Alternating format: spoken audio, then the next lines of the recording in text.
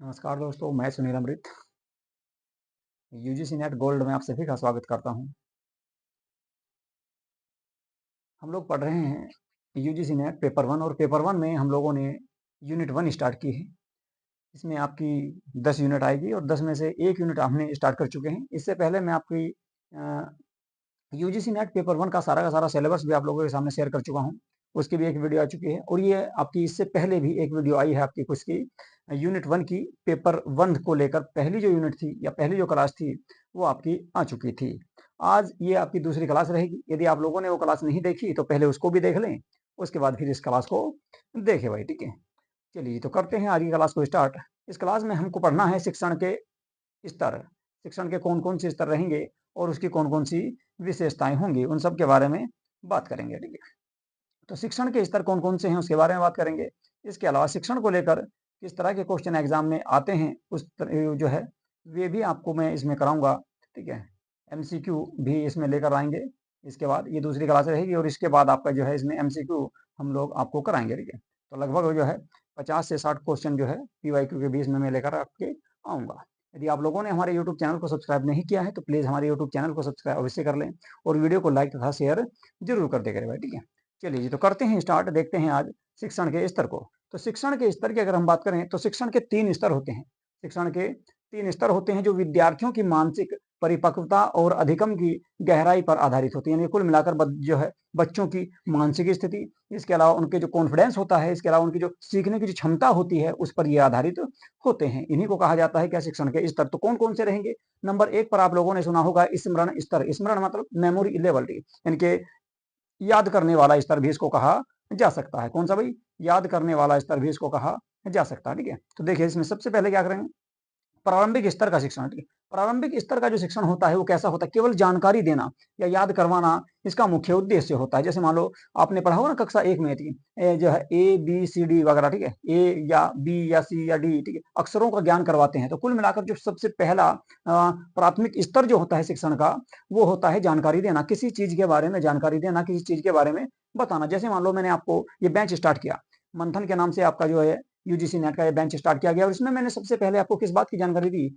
जो उसका सिलेबस था। सबसे पहले एक वीडियो बनाई आपके लिए जिसमें आपका यूजीसी नेट का पेपर वन का सिलेबस दिया गया है, 10 की 10 यूनिट दी गई है, उन सब के बारे में चर्चा की है, ठीक है। तो उनको मैंने आपको बताया, उनकी जानकारी दी है और अगर हो सके तो आप लोगों के उनमें एक दो याद भी हुई कि यूनिट वन आपकी किसकी है? शिक्षण अभिवृत्ति से है। तो इसका मुख्य उद्देश्य जो होगा प्रारंभिक स्तर का जो शिक्षण होता है उसका उद्देश्य होता है जानकारी प्रदान करना और उसको याद करवाना, रटना भी इसको कहा जा सकता है। विद्यार्थी तथ्यों, परिभाषाओं, तिथियों आदि को इसमें याद करता है। उदाहरण के तौर पर कहा जा सकता है विद्यार्थी भारत की स्वतंत्रता तिथि याद करता है। जैसे मान लो भारत कब आजाद हुआ? तो 15 अगस्त 1947 को भारत आजाद हुआ। तो ये क्या हुआ? ये याद कर लिया, किसके द्वारा? बच्चे के द्वारा। तो इसको कहा जाएगा प्रारंभिक स्तर, यानी कि स्मरण स्तर। स्तर में इसको प्रारंभिक स्तर का शिक्षण इसको कहा जाएगा। विशेषता की अगर हम बात करें तो ये कैसा होता है? शिक्षक केंद्रित होता है। इनके शिक्षक ने जो बता दिया, शिक्षक ने बच्चे को जो बताया वही बच्चे को याद करना होता है। बच्चा अपनी तरफ से इसमें कुछ ऐड नहीं कर सकता, ना ही कुछ इसमें से हटा सकता। दूसरा क्या होता है? ये रटंत विद्या होती है। इनके आपको बच्चे को क्या होता है कि रटना पड़ता है। जैसे मैंने बताया ना आपको कि भारत कब आजाद हुआ, तो भारत आपका 15 अगस्त 1947 को आजाद हुआ। आप इसमें हेर फेर नहीं कर सकते, कोई इसमें तब्दील नहीं कर सकते, तो आपको ये केवल रटना ही पड़ेगा। दूसरा क्या होगा? न्यूनतम समझ की आवश्यकता होती है इसमें। इसमें कोई समझने वाली बात नहीं है, बस आपको याद करना है कि भाई भारत जो आजाद हुआ वो 15 अगस्त 1947 को आजाद हुआ था। भारत के राष्ट्रपिता किसको कहा जाता है? तो भारत के राष्ट्रपिता जो है महात्मा गांधी को कहा जाता है। किसके द्वारा कहा गया था? तो नेताजी सुभाष चंद्र बोस के द्वारा कहा गया। इसमें आपको समझने की कोई जरूरत नहीं है, केवल ये आपको रटना है। टीचर ने बता दिया और आपको इसको रटना पड़ेगा, ठीक है। चलिए जी, इसके बाद देखते हैं। तो ये हो गया आपका कौन सा? प्रारंभिक स्तर। इसके बाद दूसरा आता है आपका समझ स्तर, अंडरस्टैंडिंग लेवल, यानी कि इसमें आपको समझने की जरूरत पड़ती है। विद्यार्थी जानकारी को समझता है, उसका अर्थ निकालता है और उस पर तर्क यानी कि व्याख्या करता है, तर्क करता है, एक दूसरे से उसकी तुलना करता है, जैसे मानसिक क्रियाएं होती हैं, ठीक है जी। इसमें क्या होता है कि बच्चा जो है किसी भी चीज को, मान लो आपने बच्चे को समझाया, बच्चे को बताया कोई टॉपिक, तो बच्चा उसके आधार पर अन्य टॉपिक को भी हल कर सकता है।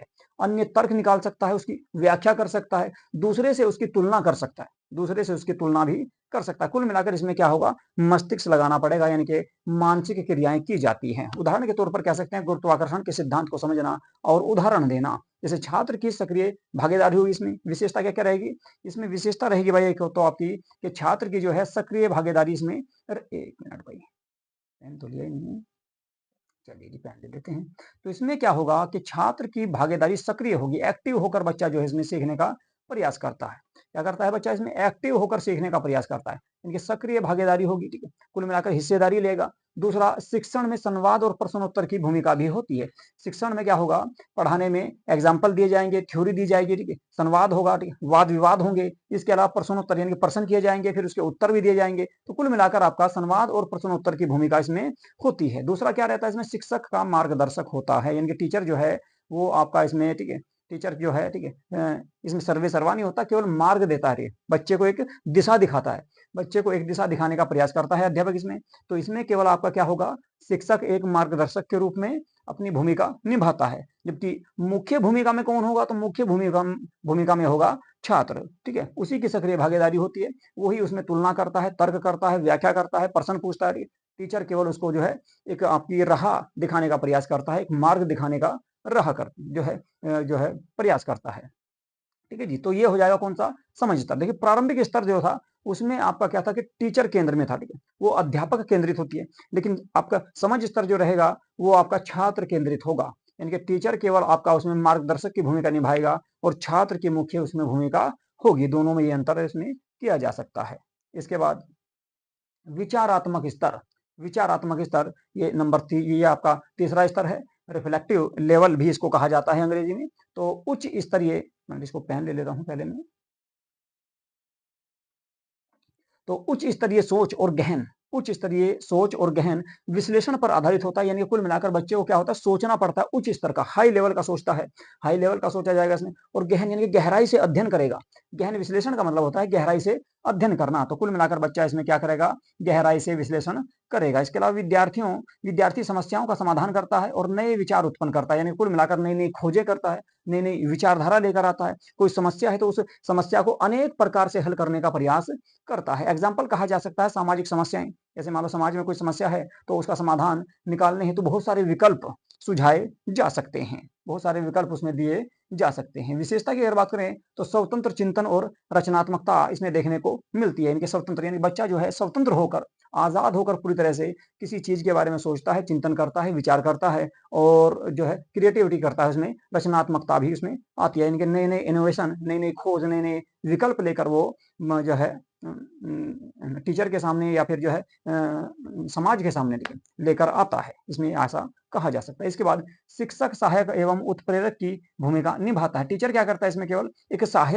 सहायक या उत्प्रेरक की भूमिका निभाता है, यानी कुल मिलाकर बच्चे को एक दिशा दिखाता है, बस मार्ग दिखाता है। जैसे सेकंड में दिखा था ना समझ स्तर में, उसमें भी मार्ग दिखा रहा था। यहाँ भी आपको क्या होगा, अगर बच्चे को समस्या आ रही है, कोई प्रॉब्लम आ गई किसी टॉपिक पर, तो उसके बारे में थोड़ा बहुत उसको बता देगा। उसके बाद बाकी जानकारी जो है, बाकी सूचनाएं, बाकी जितनी भी उसकी इंफॉर्मेशन जो निकालनी, वो बच्चे के द्वारा खुद निकाली जाती है शोध करके, ठीक है जी। इसके बाद उन्नत शिक्षण स्तर, इसमें क्या होता है कि हाई लेवल का शिक्षण, इनके उच्च स्तर का, ठीक है, उन्नत, ठीक है, उन्नत यानी कि हायर एजुकेशन में इसको उपयोग में लाया जाता है। जैसे मान लो आप जो है कभी पीएचडी करोगे, ठीक है, कभी आप जो है अगर पीएचडी करते हैं तो पीएचडी में आपको क्या होगा, विचारात्मक स्तर का शिक्षण अपनाना पड़ेगा। कैसा भाई, विचारात्मक स्तर का जो शिक्षण है, हाई लेवल का जो शिक्षण है उसको ही अपनाना पड़ेगा, ठीक है। क्योंकि आपके जो मेंटर होंगे, आपके जो प्रोफेसर होंगे, वो केवल आपको एक सुझाव देंगे, एक जो है एक दिशा दिखाएंगे, बाकी सब चीजें आपको ही खोज के लानी होती है, आपको ही उसमें रिसर्च करना पड़ता है, आपको ही उसमें सब कुछ जो है उसमें सारा कार्य करना होता है, ठीक है। तो ये हो जाएगा आपका विचारात्मक स्तर, ठीक है। तो तीन प्रकार के स्तर हमने बताए, तीन प्रकार के स्तर बताए। उसके बाद इनकी विशेषता देखेंगे, ठीक है। देखिए तीन प्रकार के कौन कौन से देखे, दोबारा से फिर से एक बार देख लेते हैं। सबसे पहले मैंने आप लोगों को बताया जो है स्मरण स्तर। स्मरण स्तर मतलब याद करना, ठीक है, किसी चीज को याद करना, ठीक है, रटना, ठीक है, रटंत विद्या, रटंत जो है या रूट जो है लर्निंग भी इसको कहा जाता है। और इसमें न्यूनतम समझ की आवश्यकता होती है, कोई ज्यादा समझने की जरूरत नहीं होती है, और ये शिक्षक केंद्रित होती है। जैसे भी शिक्षक ने जो भी कह दिया उसी को याद करना है, उसी को पढ़ना है, तो इसको कहा जाएगा क्या, स्मरण स्तर या प्रारंभिक स्तर का शिक्षण इसको कह सकते हैं। दूसरा था आपका समझ स्तर। समझ स्तर में क्या होता है कि विद्यार्थी जो होता है, बच्चा जो होता है, वो तर्क लगाता है, तर्क लगाता है, उसकी व्याख्या करता है, एक दूसरे से तुलना करता है और दिमाग का इस्तेमाल यानी कि मानसिक ये क्रियाओं का उसमें इस्तेमाल किया जाता है। जैसे कह सकते हैं इसमें छात्र की सक्रिय भागीदारी होगी, शिक्षण में संवाद और प्रश्नोत्तर की भूमिका होगी और शिक्षक केवल इसमें क्या करेगा, एक मार्गदर्शक दिखाएगा, एक मेंटर के तौर पर काम करता है। इसके बाद विचारात्मक स्तर जो होता है ये हाई लेवल का है। इसमें क्या होता है, उच्च स्तरीय सोच और गहन विश्लेषण पर अध्ययन किया जाता है। जैसे मान लो विद्यार्थी के सामने कोई समस्या रख दी गई तो उस समस्या का समाधान अनेक विकल्प के रूप में वो लेकर आपके सामने आता है कि इसका ये भी हल हो सकता है और इसका इस तरह से भी हल किया जा सकता है। जैसे मान लो आप लोग जो है अभी पढ़ रहे हैं, ठीक है, तो पढ़ने में आप लोग जो है बुक से भी पढ़ सकते हैं या फिर ऑनलाइन यूट्यूब के माध्यम से भी पढ़ सकते हैं या फिर आपका पीपीटी निकलवा कर उसके माध्यम से भी आप लोग पढ़ सकते हैं। तो बहुत सारे जो है उसमें आपके क्या होंगे, इनोवेशन उसमें किए जाएंगे या बहुत सारे विकल्प उसमें होते हैं। इसके बाद बात करें विस्तार की जो है विशेषताओं की, तो शिक्षण की विशेषताएं भी अनेक प्रकार की होती हैं। जैसे उद्देश्य पूर्ण गतिविधि, एक तो इसमें क्या होगा कि उद्देश्य पूर्ण गतिविधि का प्रयोग किया जाएगा। जैसे कह सकते हैं शिक्षण एक पूर्व निर्धारित लक्ष्य की ओर कार्यरत करता है। शिक्षण क्या है, एक पूर्व निर्धारित, मान लो आपने कोई टारगेट फिक्स किया, आपने टारगेट फिक्स किया कि भाई आप लोगों को क्या करना, आप लोगों को क्या करना, आप लोगों को प्राप्त करना है भाई यूजीसी नेट का एग्जाम क्लियर करना है, जेआरएफ का। तो आपका क्या हुआ, शिक्षण जो है, ठीक है, उसी को ध्यान में रखते हुए आप लोग क्या कर रहे हो, अपनी पढ़ाई कर रहे हो यूनिट वाइज, ठीक है, और तुम्हारा जो सिलेबस दिया गया है उसी सिलेबस के अनुसार, मान लो यूनिट 1 है, यूनिट 2 है, यूनिट 3, 10 यूनिट तक है, ठीक है। इसके बाद फिर आपका पेपर सेकंड भी होगा, किसी का हिस्ट्री होगा, किसी का पॉलिटी होगा, किसी का ज्योग्राफी होगा, तो उसी के अनुसार आपके जो सब्जेक्ट बटे हुए। तो कुल मिलाकर पहला जो पेपर है उसमें आपका क्या टारगेट है, क्या लक्ष्य है, क्या उद्देश्य है, आपका उद्देश्य है यूजीसी नेट जेआरएफ क्लियर करना, यानी कि कुल मिलाकर आपका जो है, मैंने आप लोगों को बताया कि आपको ज्यादा से ज्यादा अंक प्राप्त करने हैं, ज्यादा से ज्यादा अंक इसमें प्राप्त करने हैं ताकि आपको सेकंड पेपर में भी ज्यादा मेहनत ना करनी पड़े। तो कुल मिलाकर आपका इसमें आपके 80 प्लस नंबर आपको लेकर आने हैं, ठीक है, और 80 प्लस नंबर तब आएंगे जब आप 40 से ज्यादा क्वेश्चन इसमें हल करोगे। तो एक यूनिट से आपके 5 क्वेश्चन आते हैं, 10 यूनिट है तो 50 क्वेश्चन इसमें आपको देखने को मिलेंगे। तो कुल मिलाकर शिक्षण एक पूर्व निर्धारित लक्ष्य की ओर कार्य करता है, यानी कि आपने जो टारगेट फिक्स किया है उसकी ओर ये आपका लक्ष्य को निर्धारित करता है, यानी कि आप उस लक्ष्य की ओर बढ़ते रहते हैं। इसके बाद दोहरा संप्रेक्षण, दूसरी विशेषता कहा जा सकता है इसका दोहरा संप्रेक्षण। शिक्षण का जो है वो दोहरा संप्रेक्षण होता है, कैसे, क्योंकि ये आपका शिक्षक और विद्यार्थी थी, शिक्षक और विद्यार्थी यानी कि कुल मिलाकर कहा जा सकता है छात्र और टीचर दोनों के बीच में पारस्परिक क्रिया या प्रक्रिया या संबंध स्थापित करता है, ठीक है। शिक्षण क्या करता है, शिक्षण के माध्यम से क्या होगा, टीचिंग के माध्यम से क्या होता है, अध्यापक और छात्र के बीच में संबंध स्थापित होता है, पारस्परिक प्रक्रियाएं होती हैं, एक दूसरे से मिलते हैं, बात करते हैं, एक दूसरे से क्वेश्चन आंसर करते हैं, ठीक है, उनके उत्तर देते हैं। तो इस तरह से आपका क्या होता है, पारंपरिक या पारस्परिक पारस्परिक इसमें क्रिया उत्पन्न होती है, इनके एक दूसरे के साथ में संबंध स्थापित होता है। तो दोहरा संप्रेषण इसको कहा जा सकता है। मानसिक प्रक्रिया की अगर बात करें तो शिक्षण एक मानसिक प्रक्रिया भी है, कैसे, क्योंकि इसमें क्या होगा, शिक्षण में आपके सामने विचार आएंगे, ठीक है, बहुत सारे विचार आएंगे, फिर आप उस चीज को समझोगे, समझने के बाद आप उसमें कल्पना भी कर सकते हैं, कुछ सोच सकते हैं उसके बारे में, फिर कोई फैसला लोगे, निर्णय लेंगे, आदि का उपयोग इसमें किया जाता है। यानी कि विचार,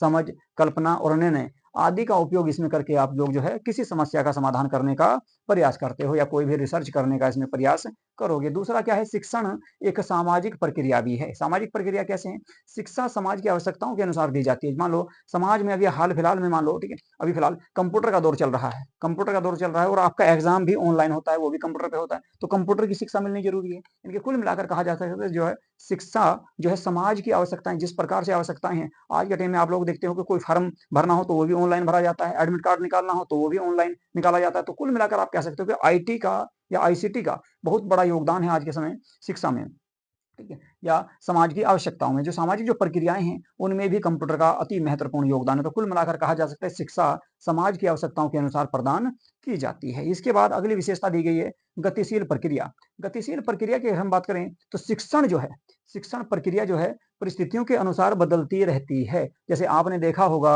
अब से 20 साल पहले व्हाइट बोर्ड या ब्लैक बोर्ड पर पढ़ाया जाता था, आज क्या है कि डिजिटल बोर्ड पर पढ़ा रहे हैं। आने वाले समय में हो सकता है कि इससे भी ज्यादा कुछ एडवांस टेक्नोलॉजी ऐसी आ जाए कि आपका जो है उस पर पढ़ाया जाए। तो कुल मिलाकर क्या होता है कि शिक्षण जो होता है वो गतिशील प्रक्रिया है। शिक्षण परिस्थितियों के अनुसार, समय के अनुसार, आवश्यकता के अनुसार बदलती रहती है, इसमें चेंज होता रहता है। इसके बाद एक पॉइंट दिया गया है आपका व्यक्तिगत भिन्नताओं को मान्यता। शिक्षण जो है वो व्यक्तिगत भिन्नताएँ जो होती हैं, अलग-अलग जो विद्यार्थी होते हैं, अलग-अलग जो क्षेत्र के होते हैं, समाज में जो अलग-अलग जाति, समुदाय, समूह या वर्ग के जो लोग होते हैं, उसमें भी आपका क्या किया जा सकता है, उसमें भी शिक्षण का प्रयोग किया जा सकता है। जैसे हर विद्यार्थी की अलग-अलग क्षमताएँ मानी जाती है। मान लो कोई बच्चा मैथ में अच्छा है, कोई बच्चा जीके में अच्छा है, कोई बच्चा रीज़निंग में अच्छा है, कोई बच्चा इंग्लिश पढ़ने में अच्छा है, तो कोई हिंदी पढ़ने में अच्छा है, कोई अपनी स्थानीय भाषा पढ़ने में अच्छा है, कोई चित्रकला में अच्छा है। तो इस प्रकार से कहा जा सकता है कि हर विद्यार्थी की सीखने की क्षमता भी अलग-अलग होती है। तो कुल मिलाकर ये आपकी विशेषताएँ इसको कहा जा सकता है। शिक्षण की विशेषताओं में कहा जाए, उद्देश्यपूर्ण गतिविधि है, दोहरा संप्रेषण होता है, मानसिक प्रक्रिया होगी, सामाजिक प्रक्रिया होगी। इसके अलावा गतिशील प्रक्रिया होगी और कहा जा सकता है व्यक्तिगत भिन्नताओं को मान्यता भी इसमें दी जाती है। तो ये सारी की सारी क्या है, शिक्षण की विशेषताएँ हैं भाई। इसके बाद बात करेंगे शिक्षण की मूल अपेक्षाएँ। शिक्षण की मूल अपेक्षाएँ कौन-कौन सी होती हैं? फंडामेंटल रिक्वायरमेंट टीचिंग है, इसकी कौन-कौन सी रहेगी उसके बारे में बात करेंगे। चलिए देखते हैं कि शिक्षण की जो है मूल अपेक्षाएँ कौन-कौन सी हैं? तो शिक्षण की मूल अपेक्षाओं की अगर हम बात करें, तो शिक्षण की मूल अपेक्षाएँ अनेक प्रकार की होती हैं। जैसे पहले कहा जा सकता है विषय ज्ञान, यानी कि आप लोगों को जो है शिक्षण प्राप्त करने के लिए कम से कम अपने विषय का, अपने टॉपिक का, अपने सब्जेक्ट का ज्ञान होना ज़रूरी है। शिक्षक को अपने विषय में गहरी समझ होनी चाहिए। यानी कि आप जो है शिक्षण जो है वो सॉरी टीचर जो है, जो आपका शिक्षण प्रदान कर रहा है, जो बच्चों को सिखा रहा है, जो पढ़ा रहा है, उसको जो जौन-सा सब्जेक्ट वो पढ़ा रहा है, जौन-सा टॉपिक वो पढ़ा रहा है, उसकी उसको गहन जानकारी होनी चाहिए। उसके बारे में उसको जो है एक एक डिग्री प्राप्त होनी चाहिए। एक दूसरा जो है उसके बारे में उसको बहुत सारी जानकारियाँ प्राप्त होनी चाहिए ताकि वो अपने बच्चों को, अपने छात्रों को आसानी से समझा सके। तो कुल मिलाकर कहा जा सकता है शिक्षक को अपने विषय में गहरी समझ, गहरी जानकारी या जो है एक जो है उसकी विषय पर एक बढ़िया बेहतरीन पकड़ होनी चाहिए, ऐसा कहा जा सकता है। इसके अलावा दूसरा रहेगा शिक्षण कौशल। शिक्षण कौशल यानी कि टीचर को एक प्रभावी व्याख्यान और उदाहरण देना तथा छात्रों को संलग्न रखना चाहिए। यानी कि एक अच्छा अध्यापक उसी को माना जाता है जो बच्चों को क्या करता है, बच्चों को एग्जाम्पल देता है और प्रभावी तरीके से व्याख्यान देकर एक्सप्लेन करता है किसी भी टॉपिक को। इसके अलावा उसके अनेक उदाहरण देता है, ठीक है, उदाहरण देता है तो छात्रों को वो क्या करता है, छात्रों का ध्यान भटकने नहीं देता। यानी कुल मिलाकर उनको टॉपिक के पास, अपने आसपास, टॉपिक के आसपास ही घेर कर रखता है। तो उसको कहा जाएगा शिक्षण कौशल, यानी कि आपका टीचिंग स्किल उसको कहा जाता है। इसके बाद नंबर 3 पर दिया गया है शिक्षण विधियां। शिक्षण की अनेक विधियां होती हैं, अनेक मेथड होते हैं टीचिंग के। कैसे? जैसे व्यक्तिगत मतलब एक व्यक्ति को पढ़ाना, ठीक है, संवादात्मक, ठीक है, अनेक बच्चों को पढ़ाकर जो है संवाद करना। सहयोगात्मक, एक दूसरे के साथ में, मान लो मैं तुम्हें पढ़ा रहा हूँ, तुम मुझसे कुछ क्वेश्चन पूछ रहे हो, मैं तुमसे भी कुछ जो है कुछ क्वेश्चन पूछ रहा हूँ, तो उसको कहा जाएगा सहयोगात्मक। परियोजना, यानी कि कोई प्रोजेक्ट के माध्यम से कोई परियोजना बना दी गई पहले, उसके आधार पर बच्चों को पढ़ाना। तो कुल मिलाकर शिक्षण की जो विधियां हैं व्यक्तिगत भी होती हैं, संवादात्मक भी होती है, सहयोगात्मक भी हो सकती है और परियोजना के आधार पर भी, परियोजना आधारित भी हो सकती है। तो शिक्षण की अनेक प्रकार की विधियां कही जा सकती हैं। इसके बाद नंबर 4 पर अगर बात करें, विद्यार्थियों की समझ, यानी कि कुल मिलाकर आपका शिक्षण में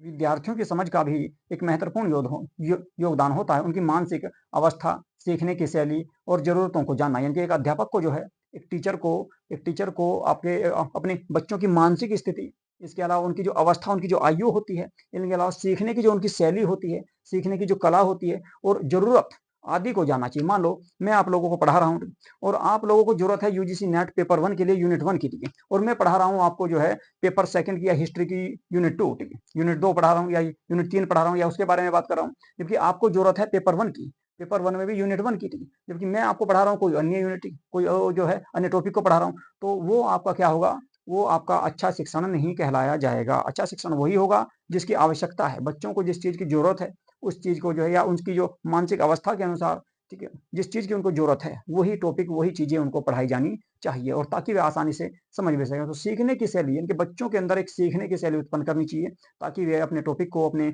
विषय को बेहतरीन तरीके से समझ सकें और उसमें रुचि उत्पन्न कर सकें। 5वां टॉपिक दिया गया आपका मूल्यांकन क्षमता।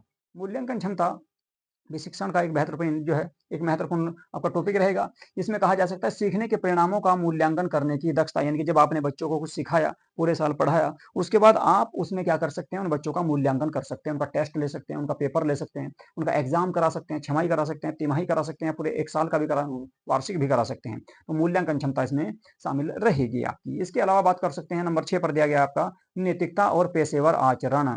नैतिकता और पेशेवर आचरण, ठीक है, यानी कुल मिलाकर कह सकते हैं इथिक्स एंड कंडक्ट। शिक्षक का व्यवहार सेक्स नैतिक और प्रेरणादायक तथा निष्पक्ष होना चाहिए, यानी कि एक टीचर को किसी भी प्रकार के बच्चे के साथ, अपने बच्चों के साथ में किसी भी प्रकार का भेदभाव नहीं करना चाहिए। दूसरा, उनके लिए प्रेरणादायक बनना चाहिए, यानी कि उनको जो है ऐसे एग्जाम्पल देने चाहिए ताकि वे शिक्षा में बढ़ चढ़ कर भाग लें और उनको जो है पढ़ाई में उनका मन लगे। दूसरा, फिर एक अध्यापक को बिल्कुल निष्पक्ष होकर अपना कार्य करना चाहिए, ना तो जाति के आधार पर, ना ही रंग के आधार पर, नहीं आपका जेंडर के आधार पर, किसी भी प्रकार का कोई भेदभाव नहीं करना चाहिए। तो कुल मिलाकर नैतिकता और पेशेवर आचरण का होना भी इसमें बहुत जरूरी होता है।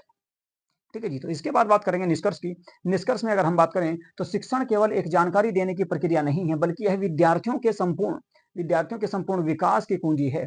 कैसी कुंजी है? संपूर्ण विकास की, यानी कुल मिलाकर बच्चे का सामाजिक, नैतिक, राजनीतिक सभी प्रकार का विकास जो है आपका शिक्षण में किया जाता है। तो कुल मिलाकर आपका कहा जा सकता है संपूर्ण विकास की कुंजी कहा जा सकता है किसको? शिक्षण को। एक कुशल शिक्षक वह है जो शिक्षण के उद्देश्यों, स्तरों और अपेक्षाओं को समझते हुए विद्यार्थियों को प्रेरित करता है। यानी कुल मिलाकर एक अच्छा अध्यापक उसी को माना जाता है जो बच्चों की आवश्यकता के अनुसार उनको देखते हुए, ठीक है, उनकी अपेक्षाओं को देखते हुए, उनकी जरूरत को देखते हुए उसको ध्यान में रखकर उसको पढ़ाया जाए और बच्चे उसको पढ़ने के लिए प्रेरित हों, ताकि उनको लगे कि हाँ ये टॉपिक हमारे मतलब का है। जैसे मान लो मैं आप लोगों के सामने लेकर आया हूँ यूजीसी नेट पेपर 1, और यूजीसी नेट पेपर 1 में भी मैं आपको सबसे पहले सिलेबस पढ़ाया और सिलेबस को ध्यान में रखते हुए प्रत्येक दिन आपको सिलेबस दिखाकर कि आज कौन सा टॉपिक रहेगा, यूनिट 1 में कौन सा टॉपिक है, यूनिट 2 में कौन सा टॉपिक है, यूनिट 3 में कौन सा टॉपिक है, उस टॉपिक के अनुसार ही, सिलेबस के अनुसार मैं आप लोगों को इसमें पढ़ा रहा हूँ, टॉपिक वाइज पढ़ा रहा हूँ। तो इसको कहा जाएगा क्या? एक प्रकार का इसको अच्छा शिक्षण कहा